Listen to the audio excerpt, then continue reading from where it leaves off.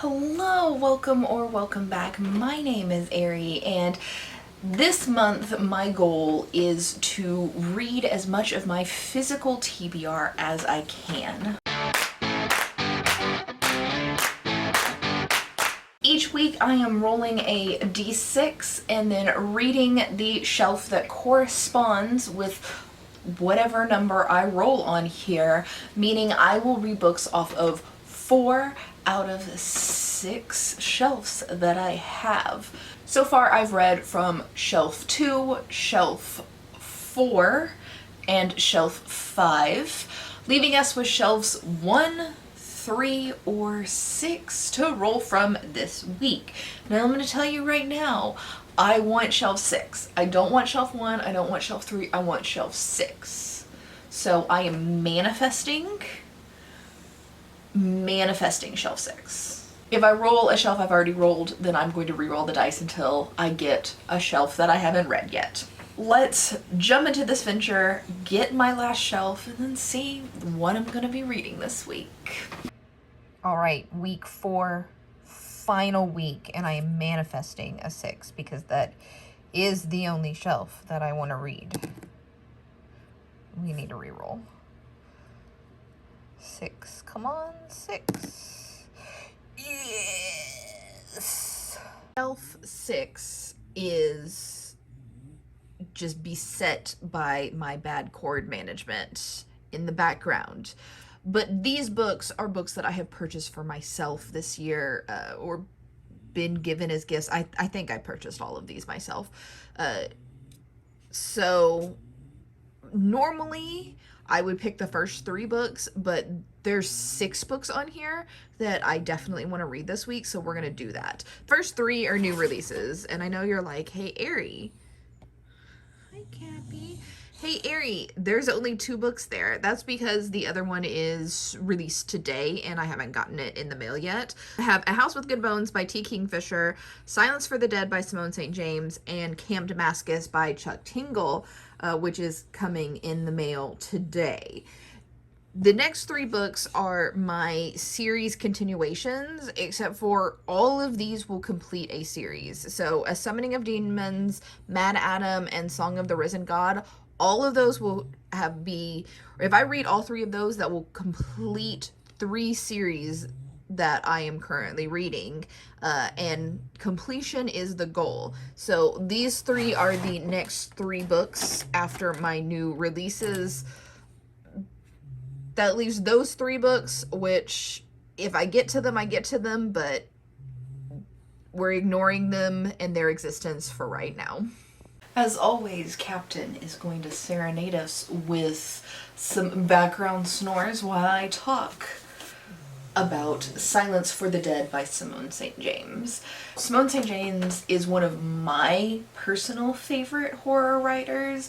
She's definitely my favorite, ghost story writers. And every single one of her books contains, actual ghosts, not, literary ghost or people thinking there's ghost when it's actually something else. No, they all contain, actual ghosts. This particular book, it takes place in 1919, post-World War I, in a mansion that has been converted into a mental health facility is the word I'm going to use. It's a hospital for soldiers left shell-shocked by the horrors of the Great War. So it's a hospital for men who have PTSD after World War I is basically the modern terminology for it. This home was converted to a hospital because it's in the middle of nowhere. The patients can't escape. So yeah, very creepy setup. Half of the building is abandoned, closed down, falling apart. And the half that is inhabited is not doing that much better. Our main character, Kitty, is basically pretends that she's a nurse to get a job at this place because she's running from something. and trying to hide. And she figures that this place in the middle of nowhere with a bunch of undesirable people is the perfect place. Like I said, the house itself is haunted, but because all of the men at this hospital are like insane asylum patients, no one believes them about the hauntings. And yeah, it kind of goes from there. Overall, like I said, I love Simone St. James writing, so I enjoyed this book. It wasn't quite a 5-star, it was a 4-star for me personally, because I hated the romance in here. The romance entirely made sense for 1919, but I didn't like it. It does not make sense in modern terms, and it felt like icky. And I would have preferred this book without a romance entirely, but like I said, it made sense for what society was like in 1919. That's just a personal opinion. Most people won't find fault with the romance at all. It's just, it wasn't to my personal taste.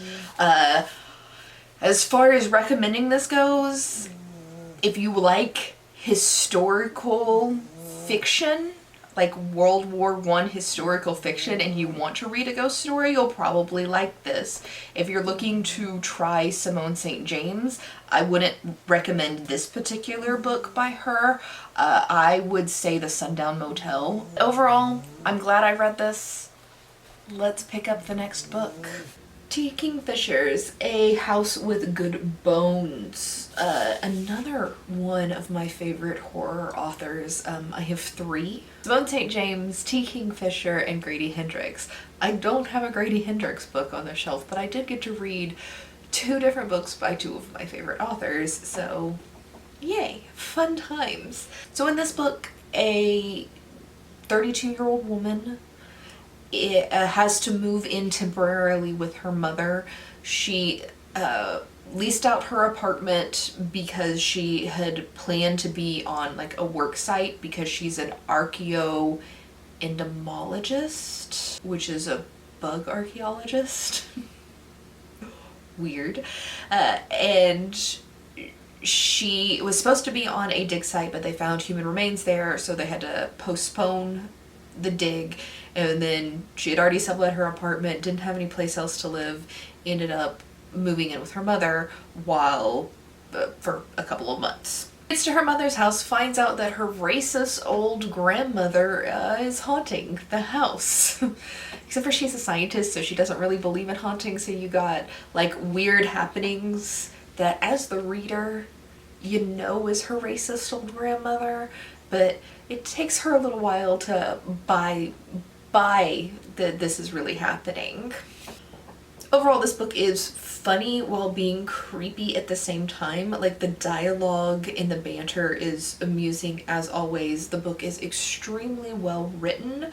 The plot is even really interesting and well researched. But I don't care about bugs. And obviously with such a unique career, her entire personality is really just bugs. Some gardening, but mostly bugs. And I don't like bugs or gardening, so I didn't really care about any of those points, which made me really struggle to fall in love with this book as much as I wanted to. I will say that our main character is older. She's 32, 33, and she is fat.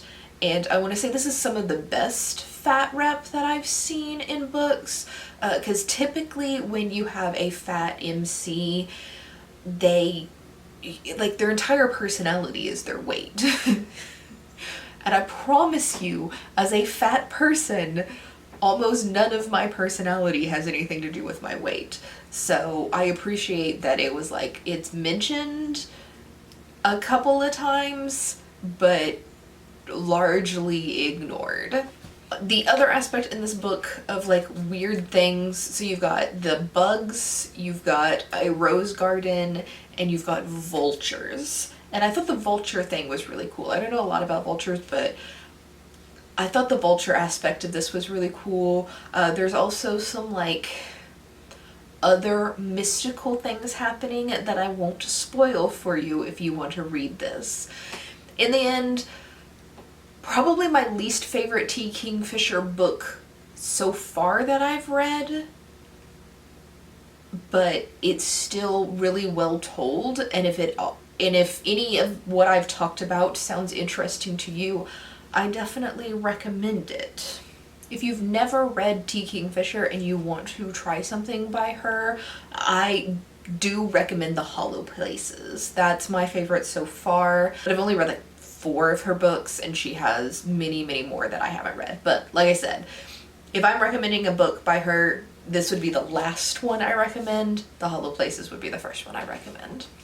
Chuck Tingle proves once again that love is real in Camp Damascus. This is a horror novel following a 20-year-old girl named Rose, and she is an evangelical Christian. She belongs to this cult-like church in Montana. It's not based off a real church or anything like that. It's just kind of taken like the worst of a bunch of different churches and then combined it all together into this fictionalized church. The church is very, very for-profit. That's like part of their shtick. And one of the ways they make money is a gay conversion camp that has a 100% success rate. Now, our main character is a good little Christian girl. She has very little screen time. If she's gonna watch television or movies, it's all Christian approved. She doesn't read books with wizards in it.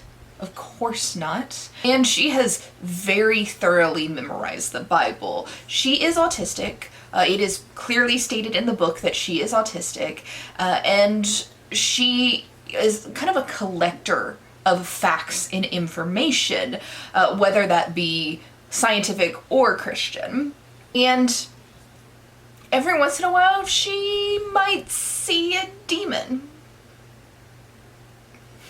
We follow her throughout this adventure. I'm not going to really say a whole lot more because I don't want to spoil the story. It is fairly short. It's like 250-ish pages. But I do want to bring up like a lot of questions people might have about the book in general.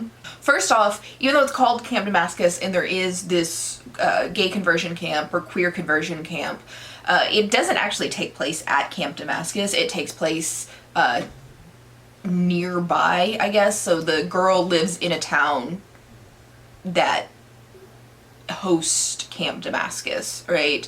So if you're like, hey, I don't want to read about kids being tortured in this queer conversion camp, that's not really what you're getting from this book. Another big thing is our main character is female and she is a lesbian, and this is a book written by a man, so a lot of us are always concerned, like, how bad is the writing? But as expected, if you know anything about Chuck Tingle, like, he thinks women are people too. So the writing and the character is perfectly fine. It's not creepy. It's not caricature. Like, it's all fine. Another thought might be like, hey, I'm Christian. Is this book just bashing my religion? And the answer is no. We have a character in here who is gay and he is Christian and he has suffered through this conversion camp and he's still Christian. This really only bashes bigoted Christians who use their religion as an excuse to hate people just in general, specifically queer people, and uses their church as a way to make money without having to pay taxes on it. So if you're that kind of Christian, then yes, this is bashing you because you're probably a bad person. But if you just believe in God and you don't hate queer people just because you're Christian, this book isn't going to trash your beliefs. Another question you might have if you're familiar with Chuck Tingle at all is, hey, this dude writes a lot of erotica. This man is the author of many pounded in the butt by type stories. Is this just horror erotica? And the answer is no. There's no sex scenes at all in here. So it's strictly horror, and I think the sexiest thing that happens is kissing. Is this book good? Yes. I gave it 5 stars. This is amazing. I love Chuck Tingle. I already knew that from some of the erotica and other horror that he has written, and this is the best by him that I have read so far. It's well thought out, well written, and it's great. It's not the scariest thing, though there are times when you're like, okay, but it's the horror that we see in reality with some magical, mystical twist to it. Alright, from there, I am done with the 3 new releases I wanted to read off of this shelf, so let's move into finishing off some series and see how many of those I can get done this weekend. Today is Friday, so I'm hoping I can do a book Friday, Saturday, and Sunday and get 3 of those read and off of my TBR. A Summoning of Demons by Kate Glass. This is the 3rd book in the Chimera series by Kate Glass, 3rd and final book. So I'm not really going to give you the summary of this book. I'm going to give you a summary of the 1st book so I don't spoil anything in the series if you guys are interested in reading it. In this series, our prospective character, Rami, is like one of many poor children and in her family, and her mother sells her into basically sexual slavery. She sells her as a prostitute to just earn a little bit of money to care for the other children, and she is given to the Shadow Lord, which is like this really powerful figure in the society that they live in the city that they live in. As the Shadow Lord's concubine, she learns a bunch of stuff, learns to kind of like be a spy for him, ends up losing her privileges and her position with the Shadow Lord because her youngest brother gets caught doing magic in this society where magic is like punishable by death instantly. So she trades all of her privileges to save her brother, ends up back on the streets with her brother. And all of that happens before the book even starts. Like, you never see her as a sexual slave to the Shadow Lord. She's back in the society, the very poor society that she grew up in, and trying to survive along with her brother. She can also do magic, but she's a little bit better at hiding it than her brother was. And there is a plot that she discovers to overthrow the Shadow Lord, and she basically, her brother, and a bunch of other companions and friends kind of set out to make sure that the Shadow Lord isn't killed and to protect him, right? And that's pretty much the theme of each book, is there's some sort of like task or heist pretty much that happens each book, and then her and her group of friends have to solve that while there's like an overarching background story as well. So each book is self-contained. So I read An Illusion of Thieves back in 2021, and I went to go like grab the book off the shelf to make sure I wasn't spoiling anything, and I couldn't find it anywhere. And so I was like, I don't know what I did with this book, whatever. I went to Goodreads, looked up the summary on Goodreads, and then looked up my review. Apparently I hated that book. And I understand exactly why I hated that book, but I said I had no plans to finish the series, so I'm not sure how I ended up completing this series, but I am very glad that I did. Book 2 and Book 3 were fabulous. I very much enjoyed Book 2 and Book 3. I liked the heist in these 2 books much more than I did the first one. I would give this one a 4-star. It's pretty close to a 5, but it's not just quite perfect, but very much enjoyed it. The issue that I had with the first book, which I think is rightfully, is the whole sex slave scenario. Like, that is not pertinent to the story at all. And so why would you bring it into the story? Why does a woman need to be a sex slave for absolutely no reason? That's stupid. She could have easily just been his mistress. She could have just ended up on the streets as a prostitute just because her parents couldn't afford to care for her and it was her decision. But there is no way to make a sex slave a consensual relationship, because that was never consensual.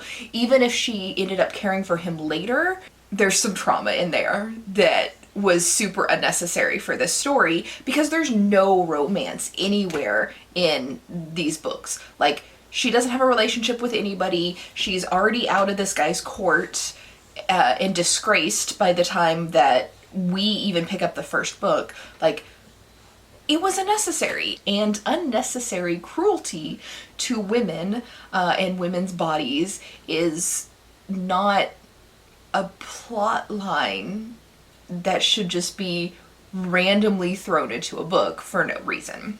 Would I recommend this series?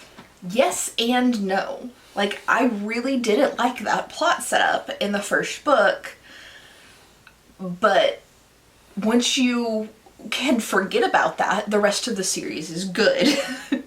So I will leave it to you. Like, is that something you want to read? Is that something you want to support? This book series probably would have been one of my favorite fantasy series of all time if the author would have just left off that horrible setup. Who knows? But again, fantasy series, absolutely no romance, heist books. So if that's something you're looking for and you can get past the whole sexual slavery thing, pick it up. If it's not something that you want to read, then don't pick it up. There are plenty other fantasy books out there. One last thing about this is, while this everywhere, like even on the back of the book, this is like the finale to the trilogy, and that it doesn't seem like there's any more books coming after this, the like big background plot that I said go across all 3 books, it is not solved in this. Like, there could definitely be more books in this series. Easily. So I assume that the author had only signed like a 3-book deal with Tor and then left the book kind of open-ended, so if she wanted to write more in this universe at a later date she could, but I don't know. Definitely could be more in here. I would be happy to read more in this universe. But for right now, we're going to consider this completely done, because that's what the books say, that it's completely done. Alright, Margaret Atwood's Mad Adam. As you could probably tell by the bookmark still in this, I'm going to DNF this one. This is how far I got after trying to read it for 2 days. It's unnecessary. It's boring. So the Mad Adam series, which this book is called Mad Adam, it's also the finale of the Mad Adam series. First book is called Oryx and Crake. Oryx and Crake is very good, though very dark, because it is Margaret Atwood and she tends to write a lot of sexual assault content. You have to know that what you are reading from Margaret Atwood is going to be very violent and very dark, especially towards women. So in Oryx and Crake, we follow a man called Snowman, or Jimmy, and the world has ended. He thinks he's the only survivor left, and it's kind of him thinking back and telling the story of how the world ended, like how corporate corruption and stuff like that has completely destroyed the world and there's no one left alive. In The Year of the Flood, which is the second book of this series, we follow the exact same time frame of Jimmy, except for we follow 2 women who have also survived the end of the world, and then they're going back and kind of telling their story of like how they survived, what had happened, what they saw. So with Jimmy knows exactly what caused the end of the world. He knows the exact thing that caused all of humanity to die. The 2 girls do not know the exact thing, but they just know what they've experienced. And then at the end of Oryx and Crake and at the end of The Year of the Flood, the girls find Jimmy and like Jimmy finds the girls. And so this book kind of happens after the events of those 2 books, which are in the exact same timeline. And our main characters are telling like origin stories or like biblical like verses to the Crakers, which are a completely humanoid created creature. They look human, but they are definitely not human, and they were created by a guy named Crake, so why they're called Crakers. And basically they like stories, and so our main characters are telling the Crakers stories that seem like children's stories, and then it goes, like, the next chapter is like what actually happened in that situation for like an adult. It feels like a collection of short stories about the lives of these main characters, side characters, stuff like that we've seen in the past 2 books before the world ended. And I just don't care. There's like, what is the plot keeping this together? Why is it necessary to retell the same story twice from 2 different perspectives and then make a 3rd book that's just like, this is random interesting things that happened to people before the world ended? Like, not what I'm here for. There's no real sense of danger. They survived the end of the world. This is just like everyday survival, which is not exactly what I'm looking for in a dystopian story. Like, I want the like drama and the excitement of like surviving the apocalypse, not we need to protect the farm from the 2 smart pigs who are trying to dig through the fence. I feel like most of this is me just having the incorrect expectations for what this book is supposed to be, and I'm gonna set it down for now. If I draw it in the series jar, then I'll try to finish it out. But it's a soft DNF, which means it's going back on the shelf in my DNF I might come back to it later pile, and it's not going on the hard DNF I'm never reading this again pile. Yet. The last book that I planned to read was one of R.A. Salvatore's non-Forgotten Realms books. Child of a Mad God, I believe, is the series. And I'm not feeling it right now. So I may have ordered The Twisted Ones by T. Kingfisher after I finished reading A House with Good Bones, and it may have already come in the mail, and it technically belongs on that shelf.